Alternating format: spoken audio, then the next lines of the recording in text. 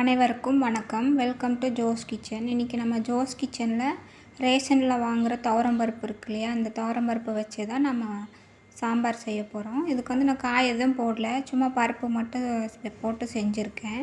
இதை வந்து குக்கரில் வேக வைக்கக்கூடாது, பாத்திரத்தில் தான் வேக வைக்கணும். அப்போ தான் நல்லாயிருக்கும்.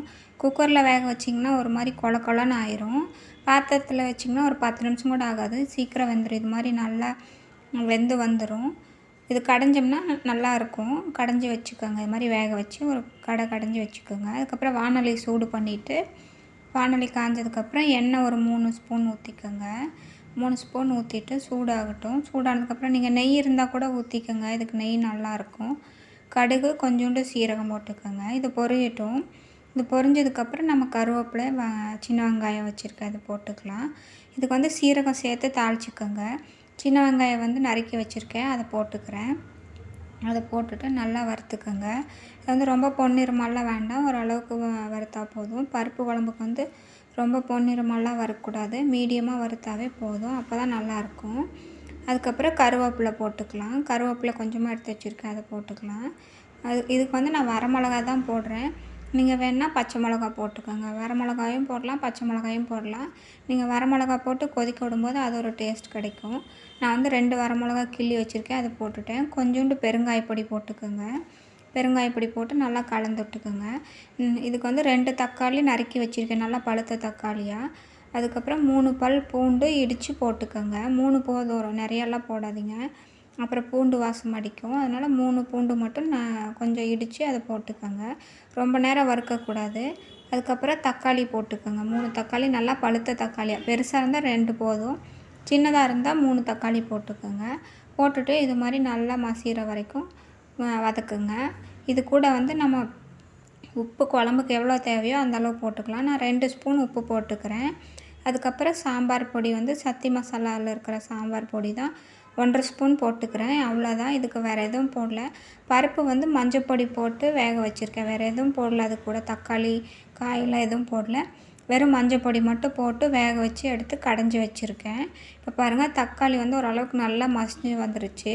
இந்த சாம்பார் பொடி, பூண்டு, இதோட வாசம் வந்து நல்லா கமன்னு இருக்கும். இந்த டைமில் இதோடைய இப்படியே கூட சாப்பாடு போட்டு கிளறி கூட சாப்பிட்லாம். அந்த இது நல்லாயிருக்கும். இது வந்து பருப்புக்கு தாளிக்கிறதுனால நம்ம வந்து கம்மியாக போட்டிருக்கோம். நீங்கள் சாப்பாடு கிளற மாதிரி இருந்தால் கொஞ்சம் நிறையா போட்டு கிளறிக்கலாம். இப்போ பாருங்கள், மேலே அப்படியே அந்த ரசம் இருக்கும் இல்லையா, தெளிஞ்சு, அதை ஃபஸ்ட்டு ஊற்றிக்கோங்க. அதை ஃபஸ்ட்டு ஊற்றிட்டு அதுக்கப்புறம் பருப்பு வந்து கொஞ்சம் நேரம் கழித்து ஊற்றுங்க. ஏன்னா அது வந்து தெறிக்கும், நம்ம மேலே தெரிச்சிரும். அதனால் முதல்ல அந்த ரசம் மாதிரி இருக்கிறத ஊற்றிட்டு அதுக்கப்புறம் பருப்பு ஊற்றிக்கோங்க. கடைஞ்சிட்டு ஊற்றுங்க, கடையாமல் ஊற்றாதீங்க, கடைஞ்சிட்டு ஊற்றுங்க. இது வந்து ரொம்ப கொல கொலன்னெல்லாம் இருக்காது, ஏன்னா நம்ம பாத்திரத்தில் வேக வச்சதுனால நல்லா முழு பருப்பாகவும் இருக்கும், அரைவாசி தெரியும். இந்த பருப்பு வந்து நல்லா டேஸ்ட்டாக இருக்கும். நம்ம கடையில் வாங்குகிற பருப்பு வந்து அது ஒரு டேஸ்ட்டாக இருக்கும், இந்த ரேஷன் பருப்பு வந்து இது ஒரு டேஸ்ட்டாக இருக்கும். இப்போ பாருங்கள், தேவையான அளவு தண்ணி ஊற்றிக்கோங்க. தண்ணி ஊற்றிட்டு நல்லா கலந்துட்டு உப்பு, காரம் இதெல்லாம் பார்த்துக்கோங்க. பார்த்துட்டு அதுக்கப்புறம் நம்ம வேறு எதுவும் போட வேண்டியதில்லை, கொதிக்க விடலாம். மூடி போட்டு ஒரு 10 நிமிஷம் நல்லா கொதிக்க விடுங்க. இடையில ஒரு வாட்டி எடுத்து கலந்து விட்ருங்க. இது மாதிரி கொஞ்சம் கேப் விட்டு மூடி வைங்க, அப்போ தான் பொங்கி கீழே வழியாமல் இருக்கும்.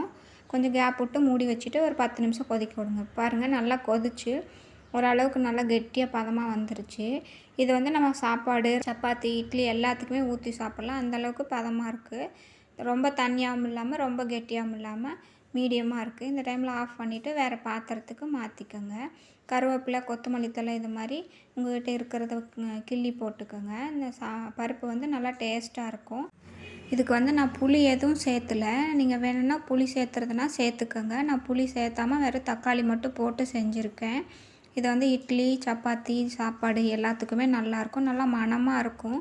நீங்கள் இதை சுண்டை வச்சு சாப்பிடும்போது இன்னும் நல்லா டேஸ்ட்டாக இருக்கும்.